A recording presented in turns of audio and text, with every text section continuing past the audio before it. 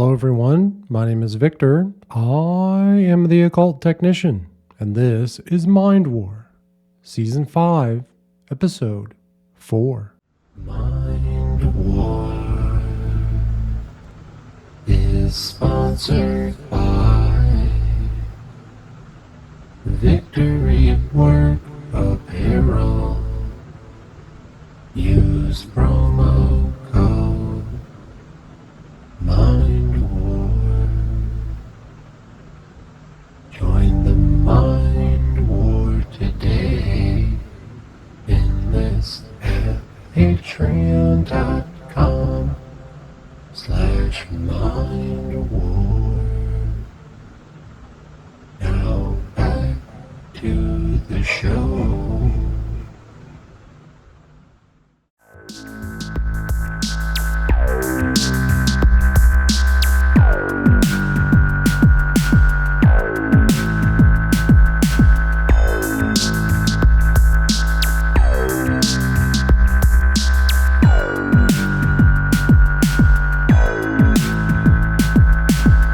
Welcome back to Mind War, folks. I appreciate you being here. We have a lot to cover today, so let's get started.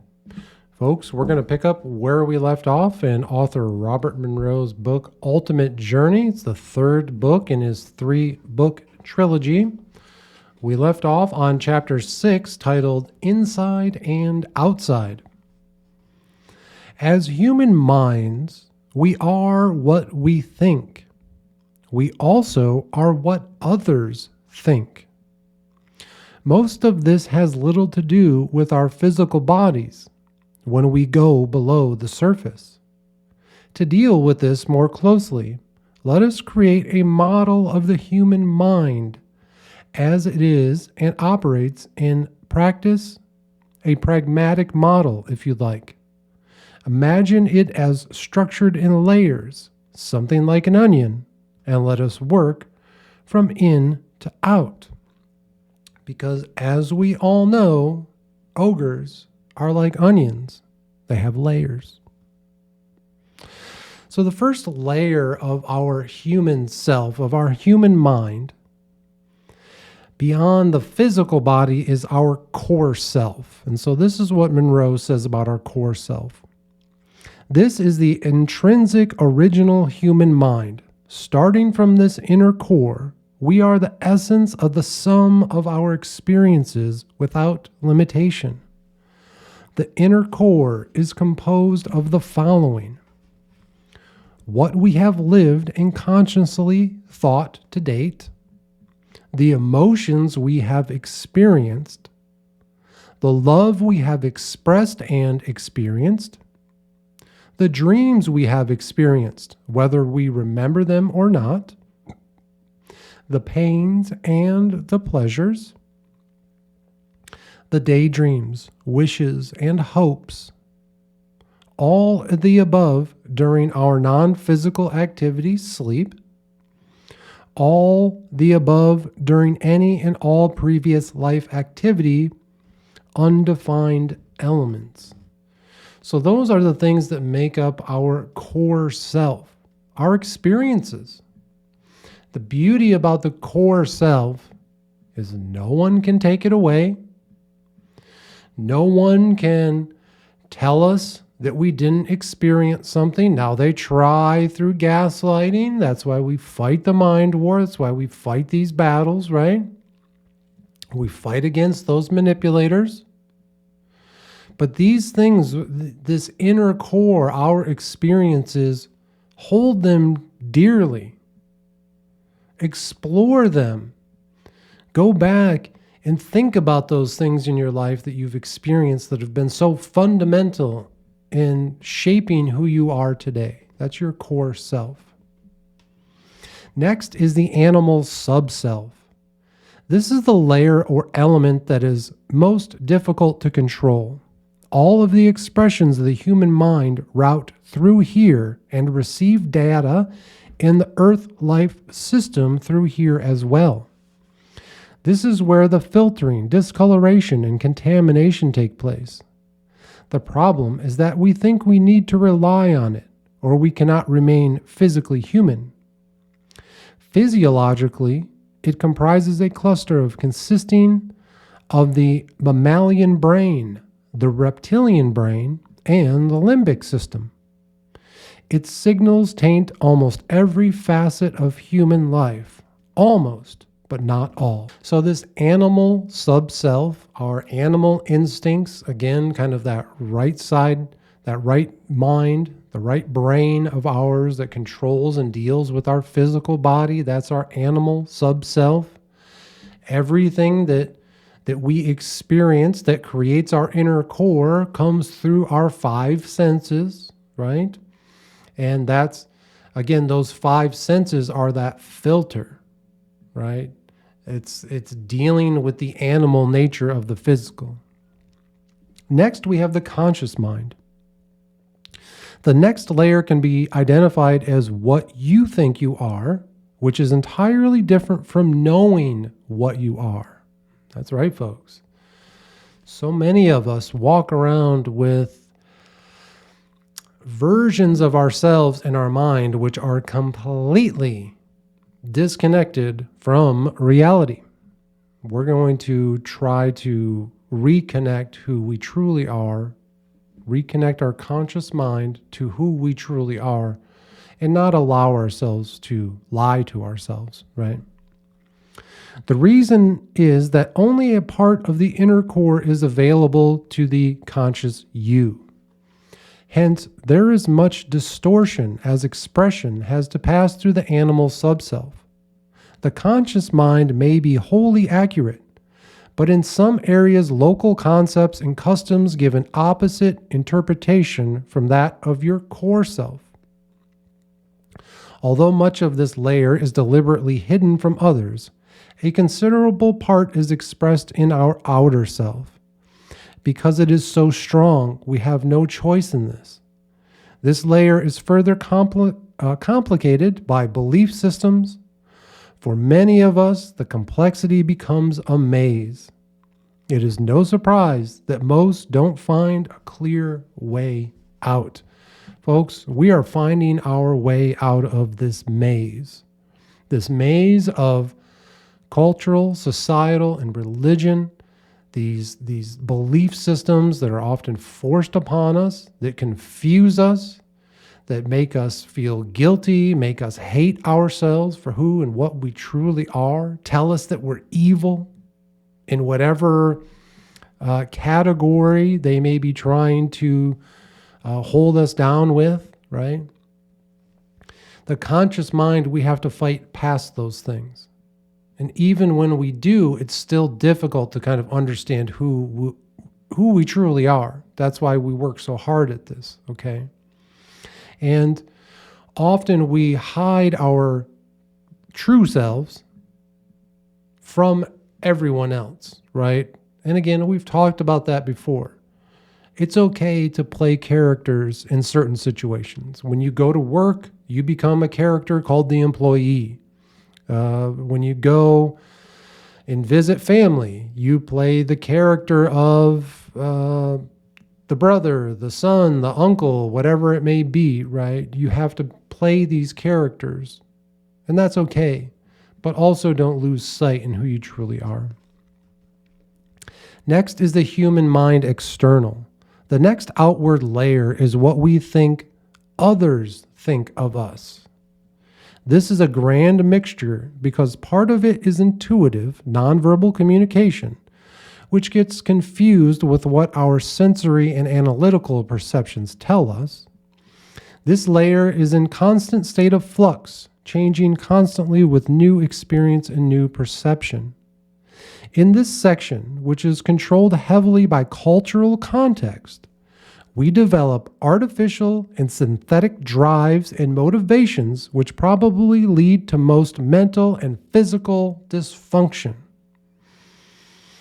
Attempting to keep up or leading a totally reactive existence, which is what many people do, can, if you allow this lifestyle to take over, lead to a variable hell on earth. Okay, let's break this down here, folks. when we worry so much about what other people think of us, we often find ourselves striving for artificial and synthetic motivations. The next promotion, the next badge of honor, whatever it may be. Again, the bigger house, the faster car, the cooler clothes, whatever it is that drives you, these artificial things that so many people find themselves caught up in order to get other people to think about them in a certain way. And guess what, folks? When you spend your life thinking that way and working desperately to get other people to think about you in a certain way, it can be, like the author says here, a variable hell on earth, right? So many people get caught up in that, reacting to what other people say to us. If someone slights us or says something that makes us feel uncomfortable or a certain way, or that we're not cool enough, whatever it is, now we start to implement all these changes in our lives to try to get them to think about us in a different way. Well, guess what, man? People understand that. The predatory class that we've talked about before, they know how to manipulate this in people. Do not be a person who allows others and what you think others think about you. Don't be that person that allows someone else to come in and manipulate that process, right? Because someone could cut you down and you work day and night, day and night, day and night to change whatever it is that they came at you with, right? Now you make the change, you become successful, you become whatever they said you couldn't do, and you say, look what I did. I am exactly who you thought I couldn't be. You like me now? And that same person that you were doing all this work to try to get their attention and their focus and their appreciation and their acceptance, if they're a manipulator, all they're going to do is say, well, that's not good enough. Why'd you do that? That's the opposite of what I was saying. They're going to manipulate you. So we have to move past that. And this is a great time in your life to evaluate those in your life and ask yourself, am I being manipulated by this person? Am I never able to live up to their standard? If so, you need to really think about your relationship with them, right? Don't be driven by someone else's manipulation. Do not allow them to create a variable hell on earth. Next is the human mind role. Moving outward, you have the skin. What you want others to think of you. This is usually fairly simple. Mostly it is set by the acceptability and needs of the world around you, superimposed, hopefully with waves and pulses thrusting out from your inner core. The presentation of self is careful and usually covered with a sheen of deception. When he's talking about skin, he doesn't just mean our actual physical skin and what society and culture calls race, right? He's talking more about how we dress, how we present ourselves, which is so crucial in life. It's sad that that's the most important thing, but that is.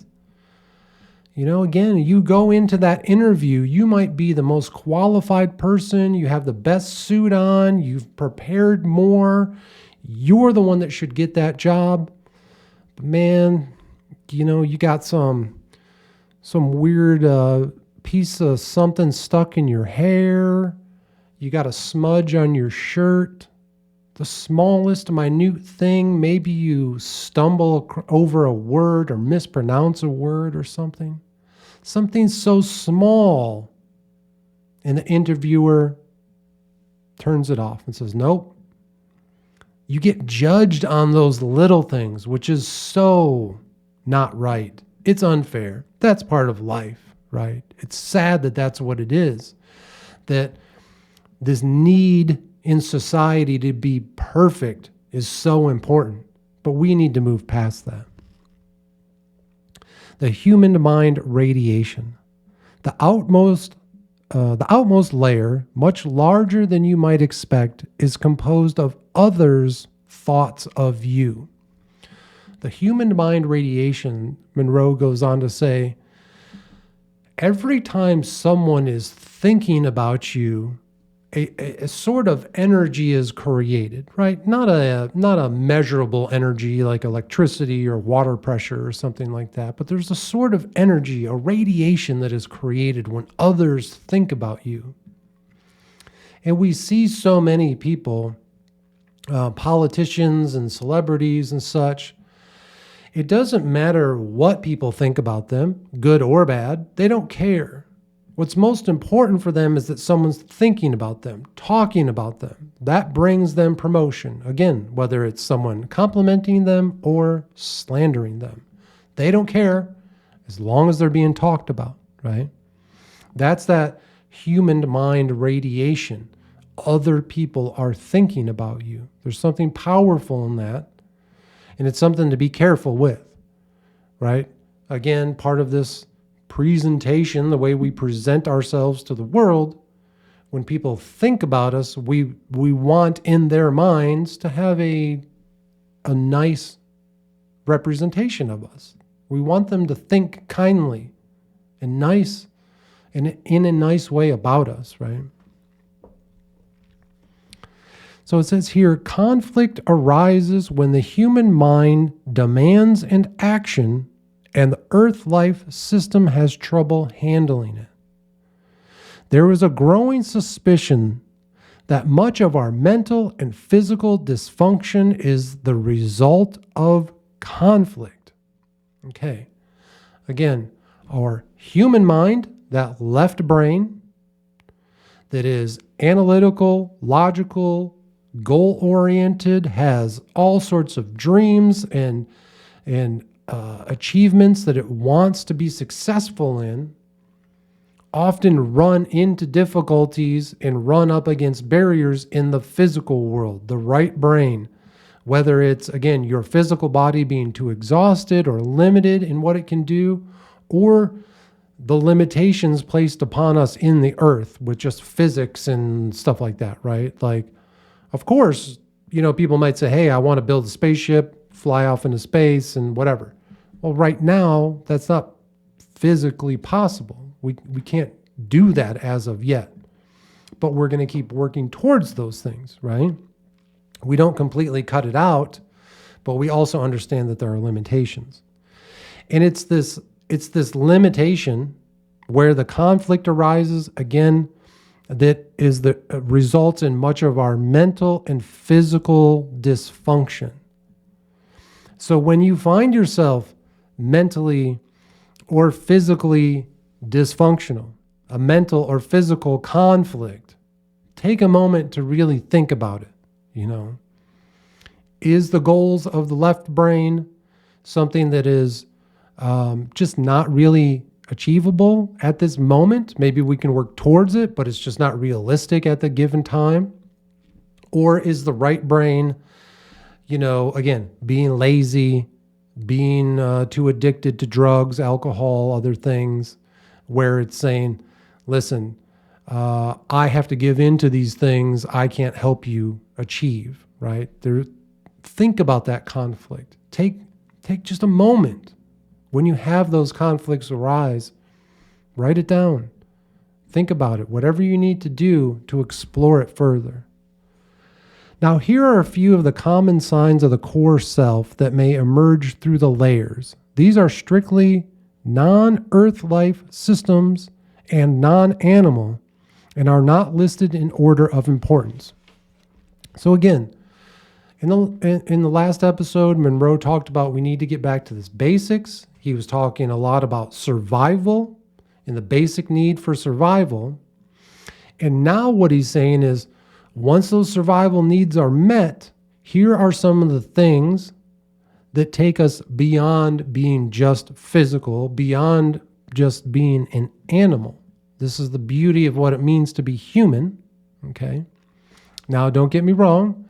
I believe we share a lot of these things with our animal brethren as well, okay? So we're not going to discount that. Just because they can't talk to us doesn't mean that they don't have these things as well. So the first being emotion, okay?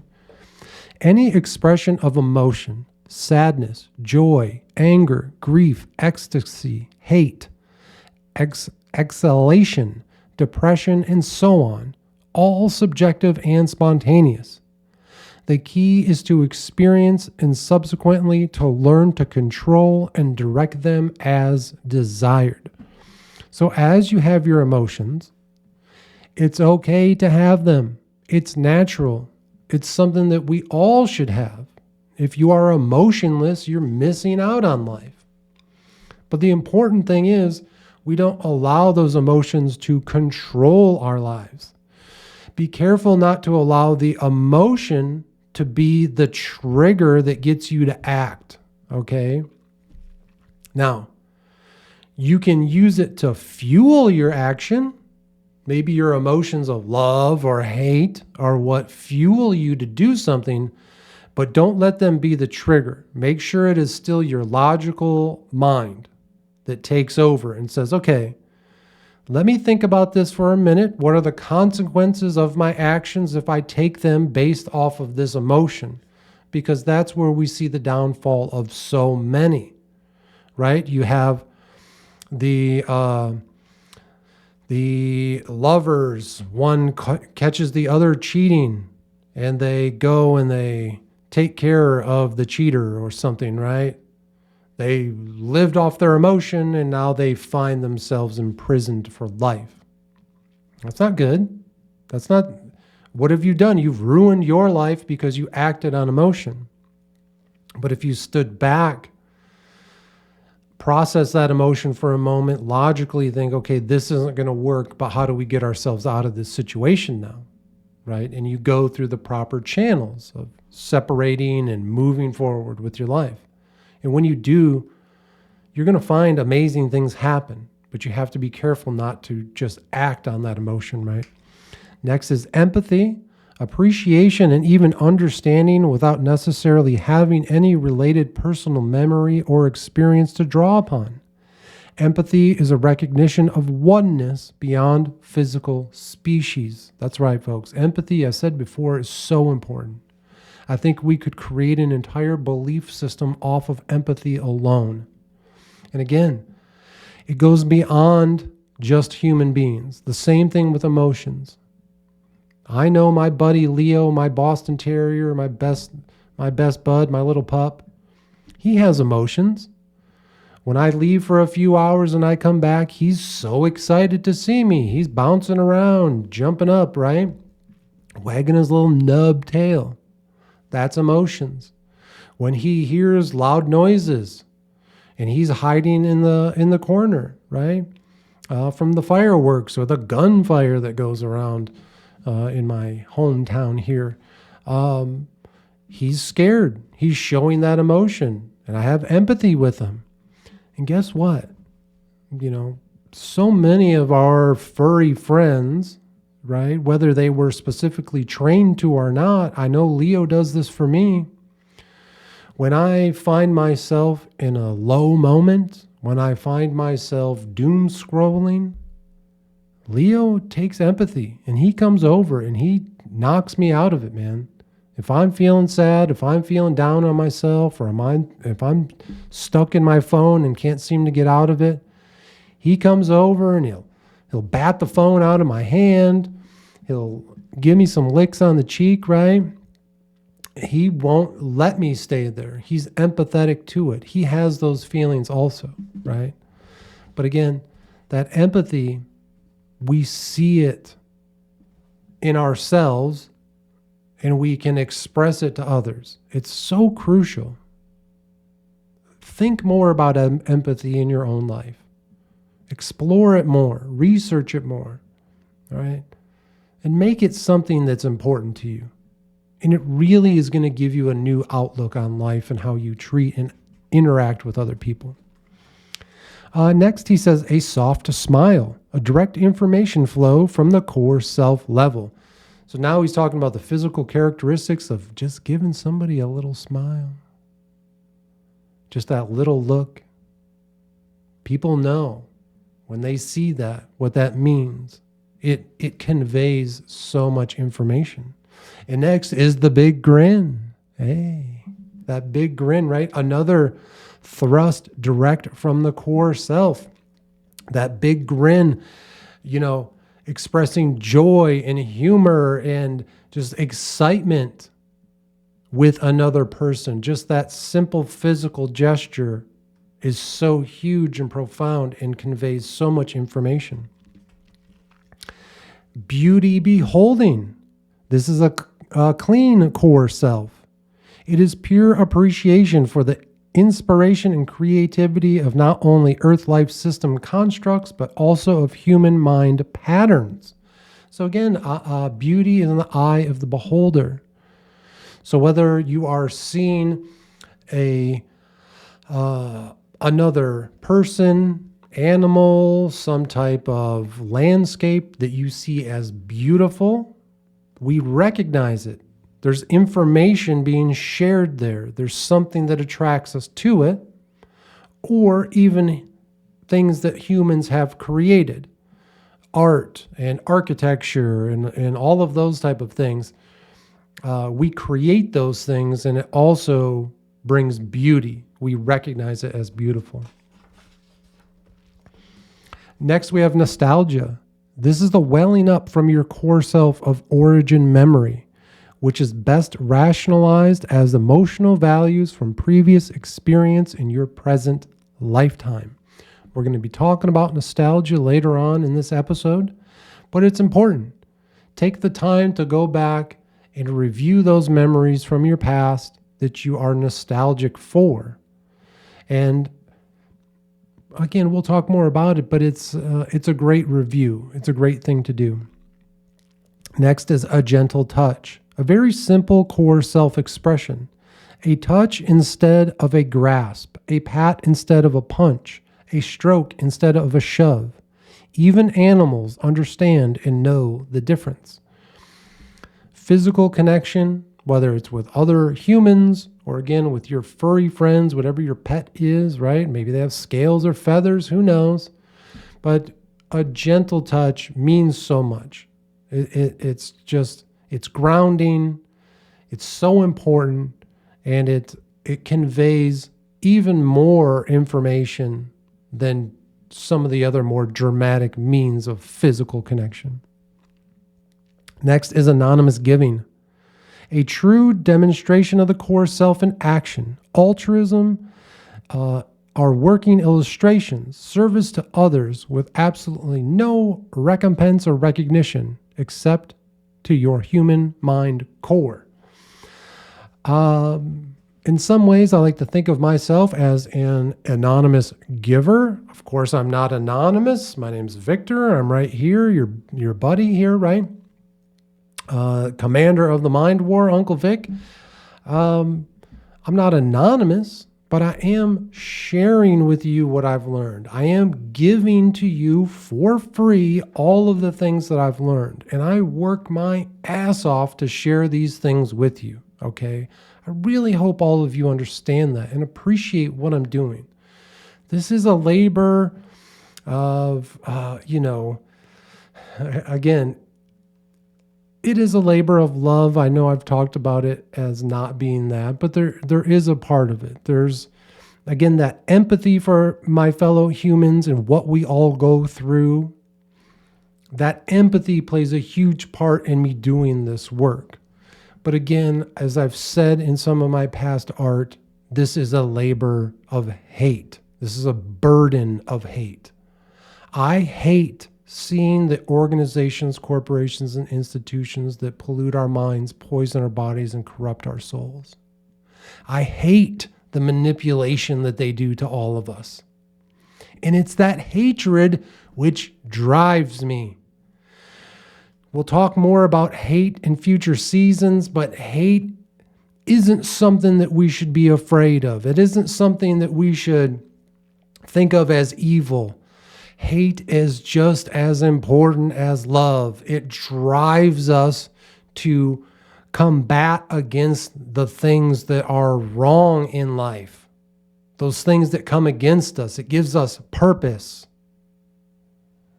It's something that you should be proud of. The things that you hate and the things that you fight against. Next is thinking. Human minds are thinkers to a degree not found elsewhere in the Earth life system. Once we get past the lures of the system, we discover a flow of ideas, inspiration, intuition, invention, innovation, all sorted through for us by our magnificent processor, the mind. These are products of core self-directives and are often sparked by curiosity, a great catalyst for change.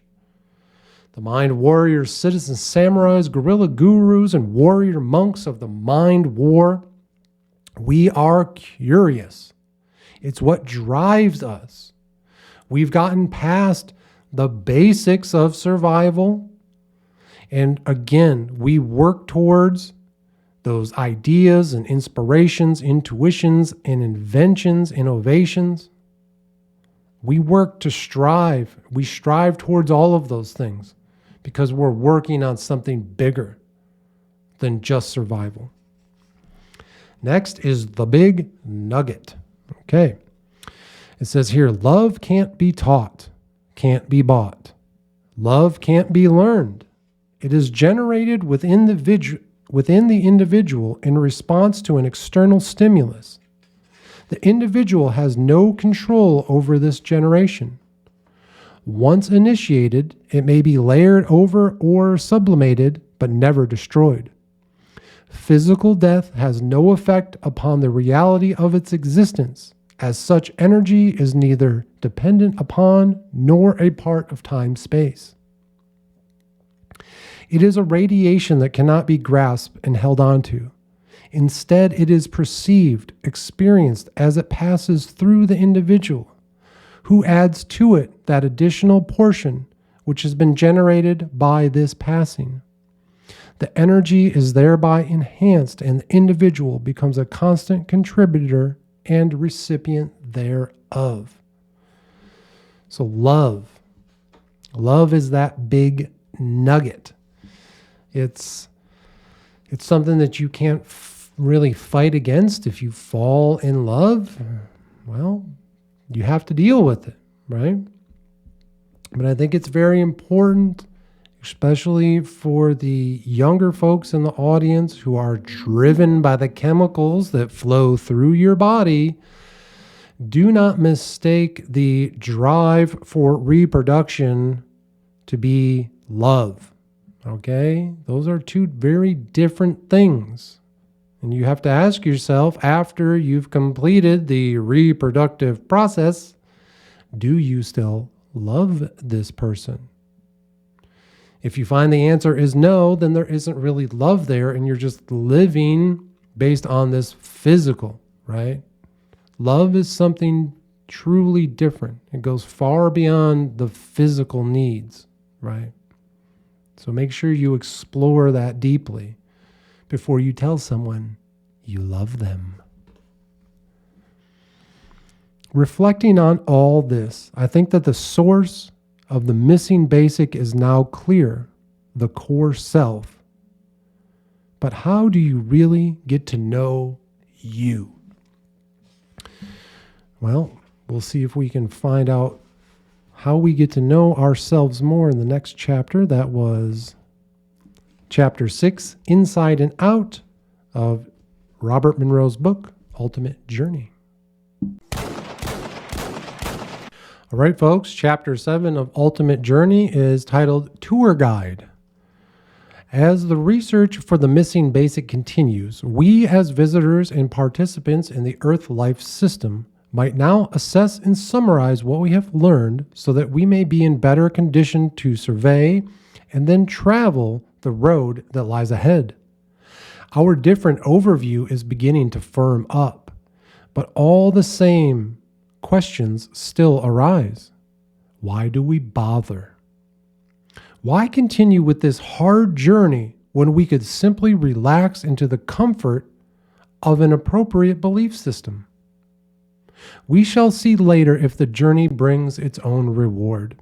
In the meantime, let's have a look at where we are and at what our new and different overview reveals. Why bother? Why do we bother doing this work? Wouldn't it be so much easier just to go along and get along and just fall into one of the countless belief systems that are already available to us and just mindlessly believe? Why go against the flow? Why do this exploration? You know why. You've felt it inside you since you were a child. Those of you watching this right now, you know what I'm talking about. You've always felt disconnected from the norm. Nothing has satisfied the need inside of you to learn what's real and true. Every option that's been given to you, you could see it as a lie from a mile away. You could smell the filth and decay on their stinky breaths when they tried to tell you that this religion, this culture, this society, this politician, whatever it is, it's all a lie. And it's why we fight the mind war. It's worth the work. Through application of our human mind, we learn to create in ways and methods we didn't know existed because they are unique to time and space. And some are peculiar and available only in the system and are not available elsewhere. These provide avenues of expression beyond description. Again, our minds work outside of the reality of physical life. We push those boundaries. Current concepts have it that, aside from our animal-driven activity, our thinking is divided into two basic categories, which we identify as left brain and right brain. Bear in mind that this identification is only symbolic and the separation is nowhere near as distinct as left-right would seem to indicate. Again, in the last episode, when doing tape 5-3, I truly felt the distinction between the left brain, logical thinking, that part of your mind where your conscious is held, that part of your mind that is still awake during the tapes, when the right brain, the part that controls the physical body, was deep asleep, right? There was a clear distinction made in that last tape. Our left brain process is the part of us that gets things done. It is the intellectual, analytical area of function. Here lie our mathematical and speech centers, our logical reasoning, our scientific method, our organizational talents and teaching skills, and much more. It is our left brain activity that makes us different from animals. It is the source of our can-do optimism. And too often in my life, the left brain has been so angry with the right brain in the physical body and the limitations on it. And I spent too much of my life in that battle, hating my own physical body for its limitations. Our right brain is opposite. From this comes our perception of form and space, beauty, intuition, emotions, plus everything else the left brain cannot understand or categorize, including love, friendship, inspiration, etc. The right brain is horrified at the idea that the left brain formula can be produced to quantify and qualify love and friendship. That is right brain sacred territory. Paradoxically, our right brain is the generator of our feelings of negativity. So again, our goals, our aspirations, our accomplishments are held within the left brain, but they often have to compromise with the needs and desires of the right brain. And the fact that we have to deal with things like emotions and the limitations of our physical. More recent concepts hold that our human consciousness flickers back and forth between left and right brain as situations arise during our daily physical life. When we perform calculations, our left brain is dominant. When we listen to music, our right brain takes over. Peak performance comes when both left and right brain thinking are integrated, unified, synchronous, hemi-sync. Are you folks starting to understand what we're doing here through the hemi-sync process, the synchronization of the left and right hemispheres of the brain? Meeting our middleman. Do you understand how important this work is that we're doing? These are fundamental teachings. This is fundamental knowledge that really just isn't properly shared. And that's what we're doing here in the Mind War.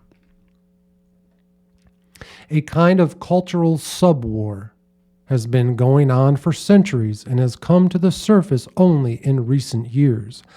I like to call it a mind war.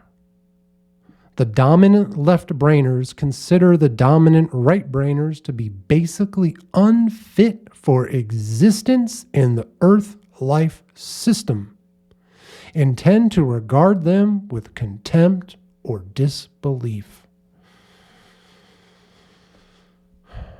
I think of myself often as a dominant left-brain thinker, but that may be more of a wish, a hope. Maybe I'm lying to myself about that. But we have to be careful of those left brain thinkers. In a lot of ways, they seem to be the ones in control of the world today, right? They control the supply chains. They control the information technology. They control the source code of the matrix, right? And if they think of people who are right-brained, who are artistic and emotional and things like that, if they don't think that they are worthy of existence, we're having a real problem here. And maybe that's at the core of what our current issues are in the world. This mind war that's going on in humanity right now. The dominant right-brainers look on the others as unimaginative, dull, over-materialistic, unfeeling, and lacking in spiritual values. You can't feed yourself with spiritual values. And if you live your life only for the material, you'll never be full. You'll always be hungry. It's that balance, that middle man. It is time now to declare peace in this battle and to set right this dangerous misunderstanding. And that is what we're doing here in the Mind War. The Mind Warriors, citizen samurais, guerrilla gurus, and warrior monks, it is our job to spread this peace upon the land, to promote this peace between the left and right brain, not only in ourselves, but in humanity as a whole. Because when we start to think from the middle, from the center X, we start to come up with real solutions. And we start to address realities of life instead of just being these black and white ones and zeros, robotic left-brainers, or these hippy-dippy heads in the cloud right-brainers. We have to meet in the middle, the center X. For millennia, the human right brain has not changed. It has not grown or evolved. It is the same as it always was. In contrast, the left brain consciousness has been steadily evolving, either by design or necessity. In the past century alone, this growth has become an exponential curve, not simply in one or two individuals, but literally in millions and billions of humans throughout the period.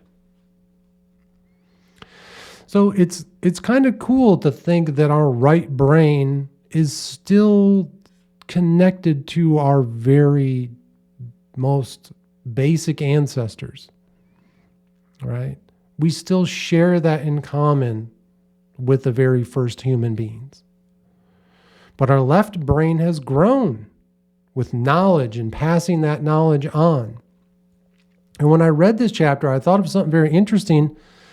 Knowledge, even the smartest person on the planet today, whoever that person might be, when they pass away, if they haven't shared that knowledge, then it doesn't exist.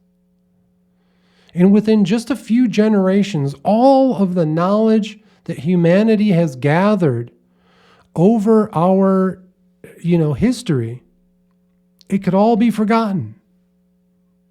It could all be destroyed. I think it's happened over and over again throughout history. And I think we're seeing it today.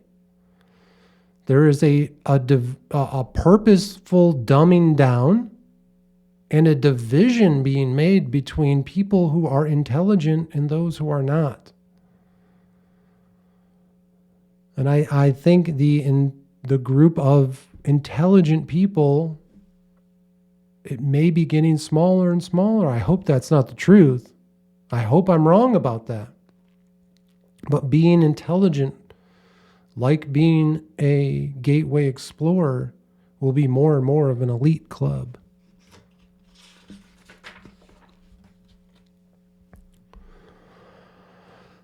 Once all of this is in place, you may find the following points will help. Okay, so number one, always know and remember that you are more than your physical body. This will provide instant perspective on any Earth life system activity. The agony becomes tolerable, the ecstasy more profound, and locally induced fears evaporate. Dr. Monroe is saying that when you find yourself in a difficult situation, take a moment to remind yourself that you're more than your physical body. You're more than physical matter, and one day, whatever the situation that you're in, will come to an end. At least that's what we're told. I've never died before. When I do, I'll do my best to come back and let you know what the reality of death is. But all of this is temporary. And when you are suffering, that can bring some just the thought of the temporariness of life can bring some very good healing. You're right. Knowing that someday the suffering will be over. Number two, recognize and control your survival drive. Use it instead of allowing it to use you. Do not get caught up so much in survival that you become its slave and it is your master. It says here, this idea that physical life is good and physical death is bad, that's a concept that we're going to throw out. All of us die. It's part of life. It is a good part of life. Without it, what would life be? An endless life? I don't know. It could be good or bad. You want to spend eternity alive but suffering? I don't know, right? Death is a completion. It gives us something in a way to look forward to. It's not something that you should be afraid of. Remember that your ultimate goal is not physical survival. That's not the only purpose in life, especially here in our time and space that we're at right now. So many of us, our needs for survival are met very easily. so we can move beyond them to greater thought processes, right? The sexual reproductive drive is the most powerful animal instincts of the Earth life system. Be careful, folks. That drive for reproduction can steer you in all sorts of paths that create monumental and fundamental changes in your life that will last forever. And physical assets are great for local use, but ownership is only a matter of temporary convenience. All the things that you think you own, well, you can't take them with you. Next, number 3, maintain your transient status. You are a human at your own option in the strictest sense. That option remains in force throughout your visit. You may pack up your experience and leave whenever and for wherever you desire, with no censure or penalties from any source that matters. If your human mind is satisfied, you will do this in spite of local customs and effort. Earth life system addicts may not understand, but that is their problem. What Robert Monroe is saying here is that when it's time to go, and you've decided that it's time to go, that is your option. That is your opinion. And this is something that is not allowed to be talked about by local customs and efforts to stop people from doing it. In so many cases, it's tragic. And again, if that's where you are in life right now and you are contemplating packing up your experience and leaving, please reach out. Okay. Please find someone first. If you haven't tried the enhancements of psilocybin, do that first before you pull the trigger. Number 4, enjoy your life in the system. Maximize your highs and lows, but don't become addicted. Get through being angry at how the system works and the seeming inequalities, the unfair advantages, the brutalities, the callousness, the deceit of life. It's a predator world by design, and it's a superb teaching machine. Get over the fact that life is unfair. Understand that is the reality of existence. Use it to your advantage and enjoy life. Number 5, exercise your human mind as fully as possible, knowing it is only an exercise. Build beautiful artifacts like the art you see here. Solve problems. Smell the flowers and watch the sunsets. Compose music. Explore the secrets of the physical universe. Savor the input from all of your 5 senses. Absorb the nuances of close relationships and situations. Feel the joy and the sorrow, the laughter, the empathy, the compassion, and tuck all of this emotional energy into your travel bag, because your memories are the only things that you can take with you. That's right, folks. The memories and experiences of being a human are what Dr. Monroe has talked about through these last several books about being the most important thing that we can take with us. It's the only thing that we take with us. And from what he says through his interaction with aliens and spirit entities out there in the universe, in the beyond, the experiences that we gain here as being humans are some of the most sought after and respected experiences in the universe. Everything that lies outside of Earth, they're going to look at us and say, wow, look at what they did. They experienced being a human. They have knowledge far beyond anything we'll ever be able to experience. And not only like we share with each other today the experiences and knowledge that we have, we'll share it with other beings in the next life. Number 6, most important, let the human mind of you seek out experience and add to your flow of consciousness where and when you encounter it. Just enjoy the things in life that pop up, whatever they may be, good or bad. Take them, absorb them, learn from them, whenever and wherever it happens, right? And number 7, your human mind has a natural and normal proclivity to try to make things in the Earth life system much the way it is accustomed to in the there. And he capitalizes the word there. The place that we came from, the place that we will be returning to, we often try to create this sort of heaven on earth, okay? Understand that that's not possible. So you can quit you can quit working towards that goal because it's something that we'll never achieve. But that doesn't mean that we stop progressing and learning and moving forward, right? But just understand that the world we live in today, the physical life, is different from where we came and from where we go back to.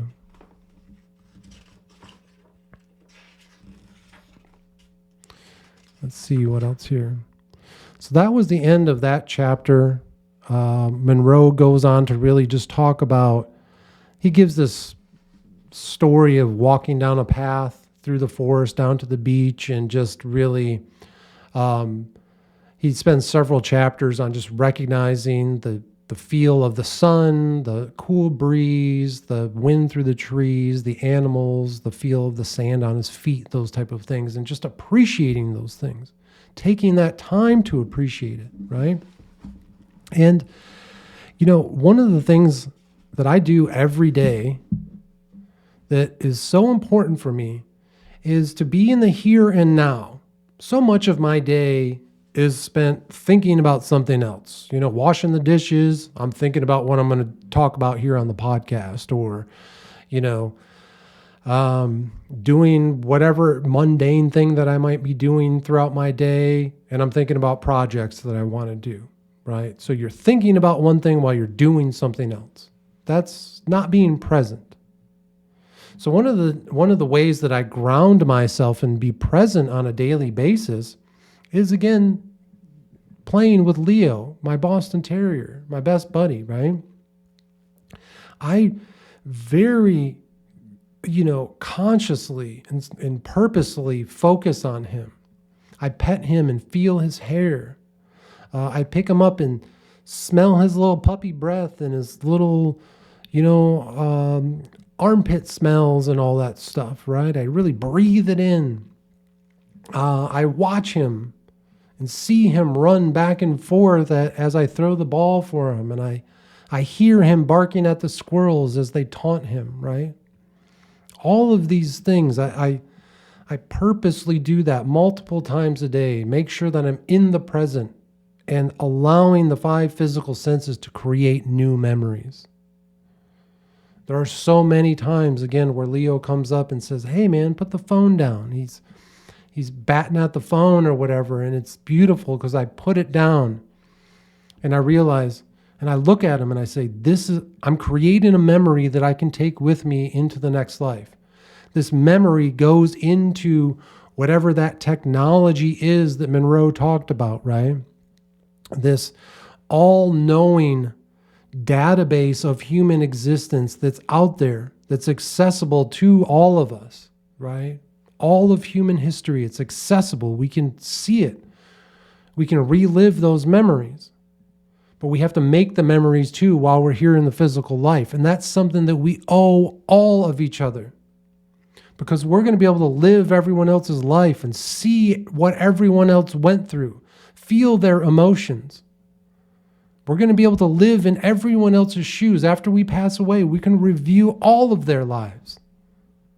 And it's a duty of all of us to live our best lives and create the best memories to share with all of humanity in the beyond, long after our physical bodies and the planet Earth has disintegrated into nothing. That all-knowing, book or whatever you want to call it that's out there, that database, that technology. We owe it to each other to create wonderful memories to share with each other. Not only for what comes next, but for today. What better way to honor yourself and each other than creating wonderful, good memories, folks? That was Chapter 7, Tour Guide from the book Ultimate Journey by author Robert Monroe, the third book in his 3-book trilogy. And we're going to be doing a deep dive into Wave 5 Exploring, Tape 4, Intro to Focus 15, after a word from our sponsor. Mind War is sponsored by Victory Work Apparel. Use promo code Mind War. All right, folks, let's do our deep dive into Wave 5 Exploring, Tape 4, Intro to Focus 15.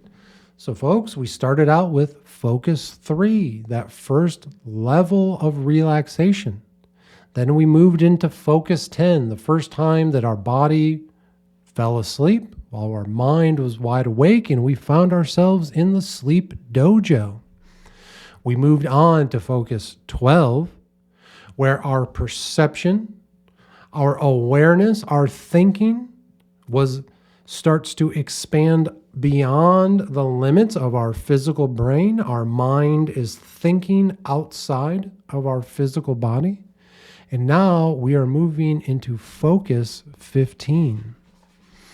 In this exercise, we will be introduced to Focus 15. Focus 15 is a place that is not limited by time or space. Begin your preparatory process and then move to Focus 12 by the method you have learned. I will join you there. Now, from Focus 12, you will learn to move into another state of being, Focus 15, the state of no time, where time does not exist for you. You can move into this state where time does not exist because the energy that you are is beyond time. It's so interesting, this idea that we are some sort of energy. They're telling us right now, this is such a fundamental understanding. We are an energy that is, again, beyond the physical body, but also it is beyond regular time and space. It's so profound and so simple. The energy that you are is not controlled by time. You can move into Focus 15 and return easily and comfortably because you are energy, which is not limited by time and space. To reach Focus 15 from Focus 12, all you need to do is count in your mind slowly from 12 to 15, expressing the desire to be in no time. When you reach the number 15, you will enter Focus 15, where time does not exist. Again, you're expressing this desire. We're going into this tape, this meditation tape, basically, and we're expressing our desire to be in a state of no time. It's such a strange concept, right? But it's this idea of when we get into this mindset, we really, truly can ask for what we want. When you are in Focus 15, you will still hear and act upon my voice. You will remain calm, relaxed, and serene in your consciousness. I will guide you now.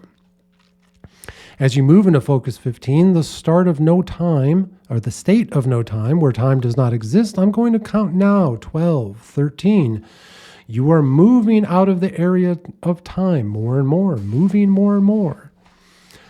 14, you are moving away from time.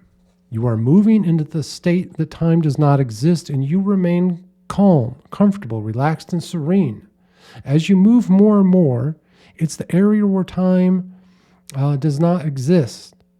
In Focus 15, you have moved into Focus 15, where time does not exist. You will remain calm and serene. You are free to explore in Focus 15, or time does not exist. Okay. At this point, we are now in focus 15. So, a couple of things with tape 5-4. The first thing is right away, you're hit with some binaural beats from almost the very beginning. And when that happened, again, I listened to this tape last night. After listening to tape 5-3, I took just a few minute break and then jumped right back into 5-4. So I was already in the hypnotic state. I was already in that trance-like state of being. The enhancements of Malabar psilocybin. Again, I love that strain. It's really the best strain of psilocybin that I've found.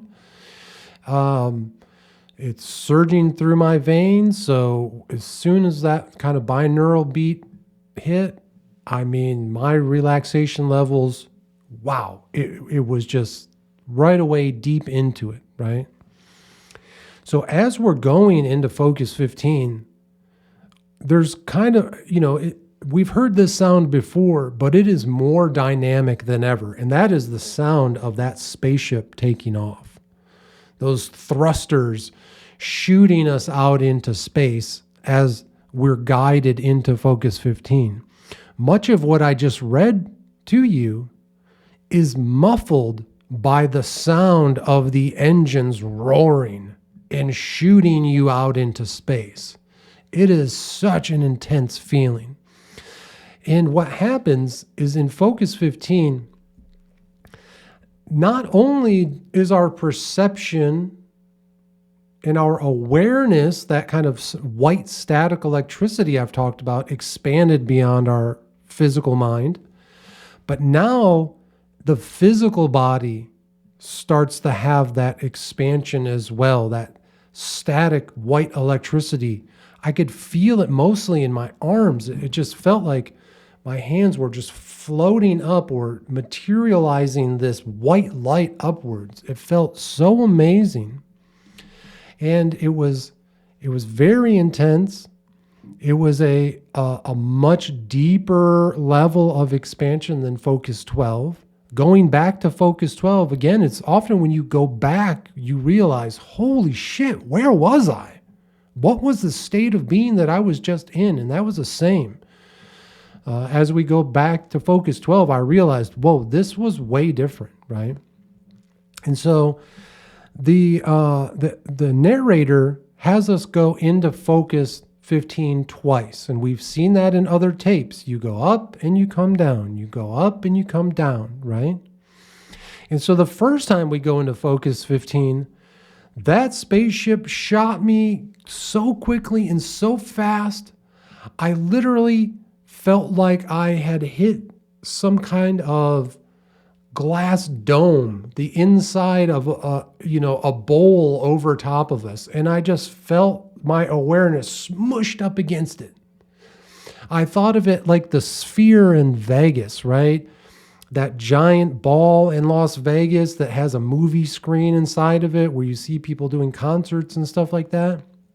That's kind of what it looked like, but you can think of yourself as being like pressed up against it, right? And so I find myself kind of pressed up against this thing, and it feels very interesting. It's the first time you kind of have this like physical barrier feeling. And I was, when I first feel these things, these states of being, I often am so excited. I'm kind of scrambled. I'm anxiously looking for what's supposed to come, and I have to calm myself down. And that's exactly what happened. I was so excited to be in this new state of being. But I said, okay, just calm down and allow the experience to happen. So everything just kind of went black and it calmed down. And now I started to see the picture form in front of me.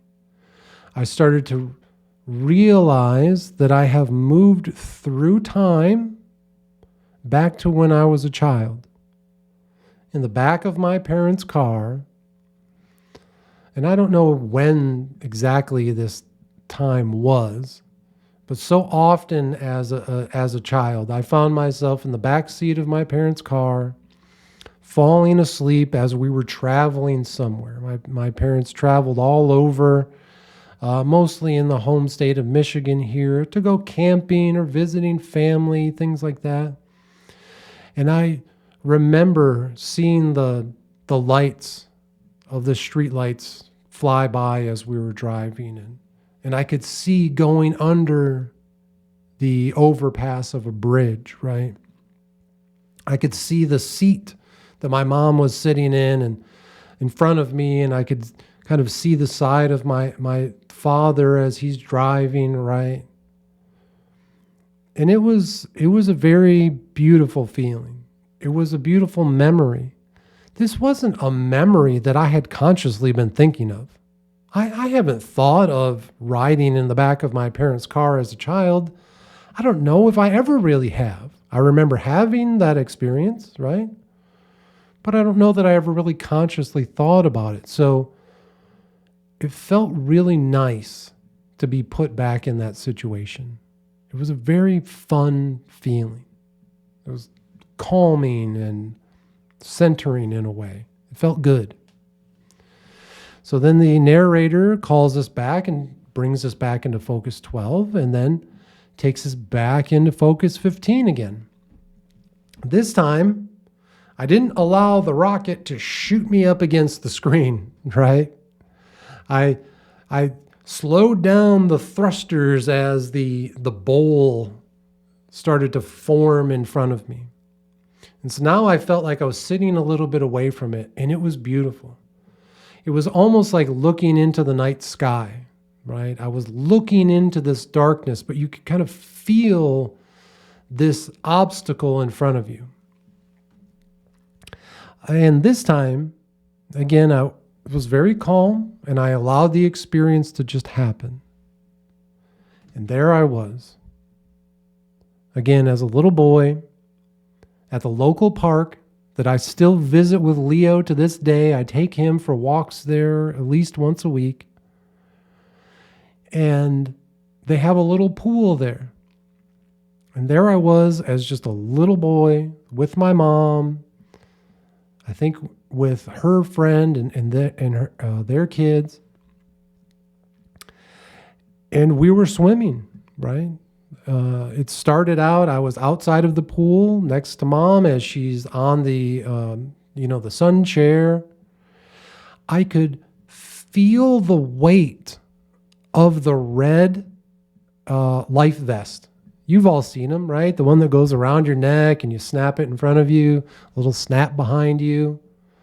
I could feel the weight of it because it was wet and it was heavy with the water. The water was cold because of, just the slightest breeze, it would become cold. I could feel the coldness. But I could also feel the heat from the sun warming me up, right? This conflict of hot and cold. I could smell the sunscreen, right? I could taste the peanut butter banana sandwiches. It was very relaxing. It was gratifying in a way. It was, it was like a completion in a way. It felt like I had succeeded at something for some reason, feeling this, having this experience. It felt good. Now, Monroe has talked before about smell and taste as being the most difficult of the five senses to reproduce. Now, smelling sunscreen, I think most of us, if you think about the smell of sunscreen, you can kind of, realize it in your mind today because we've all smelled it so many times. The taste of a peanut butter banana sandwich, I've eaten so many of them, I can remember the taste today, right? So those were kind of surface level experiences of the five senses. Now, as a quick note, a few weeks ago, as I was falling asleep, I smelled a perfume from my past. that brought all sorts of excitement into my physical. So again, as I'm falling asleep, I got this smell of perfume as if it had wafted in through an open window on a summer day. Just came in with the breeze, right? I smelled it as if it was real. I know that it wasn't, but it was so strong, this smell, and the memory that came with it, that my heart skipped a beat and I woke right up. I mean, it was amazing. And that was one that really shocked me. I wasn't planning on that or thinking about that. It was just caught up in the moment of whatever that dream is that I was slipping into. It was almost like the hypnic jerk, right? So, but instead of my physical arm thinking that it's throwing a ball and waking me up, or thinking that I'm falling and waking up because of a physical movement, it was a smell that woke me up, and it was really intense. It was awesome. But again, this was a fun tape. I'm not sure if it's one that I'm going to go back and revisit multiple times. There may be a reason for it. I think it would be interesting to go into this tape and say, I want to experience a specific time and place. You know, I want to specifically experience a time in history, almost like a remote viewing, but we're not just viewing it, we're then living it almost as a locale too. Again, where you can kind of relive these memories, these dream-like memories, right? So, not a super intense tape. Again, I walked away from this tape very calm, happy, was away, content with what I had seen and felt, and really just thankful to be reminded of those 2 times in my life as a little boy, right? And when you do that, you get to kind of meet yourself from back then. You get a chance to say hello to yourself and be thankful for the person that you were back then. Just that little guy or little gal, whoever you were, right? And that's something that we all should be doing. I think, again, like we talked about in the last tape, intuition can also be looked at through the lens of disappointment. When you didn't act on something. And we often punish ourselves for that. But I think it's very important to go back to those good moments in our lives and thank ourselves for having those experiences. Be thankful for them. Be grateful for them. Right? That's our purpose, is creating these memories and sharing them with others. Not just today in our physical life, but sharing them with others throughout all of eternity. So folks, that was Wave 5, Exploring. Tape 4, Intro to Focus 15. We made it to Focus 15. I can't wait to see what the next levels of focus are going to be. I can't wait to explore Focus 15 further. This was really not emotional, but it was kind of a breakthrough. This idea that we can go back and kind of relive our past in a way. It'll be really interesting to see where the Gateway program takes us in future tapes. I appreciate you being here. And as always, remember, folks, harden your hearts and open your minds, because this is Mind War.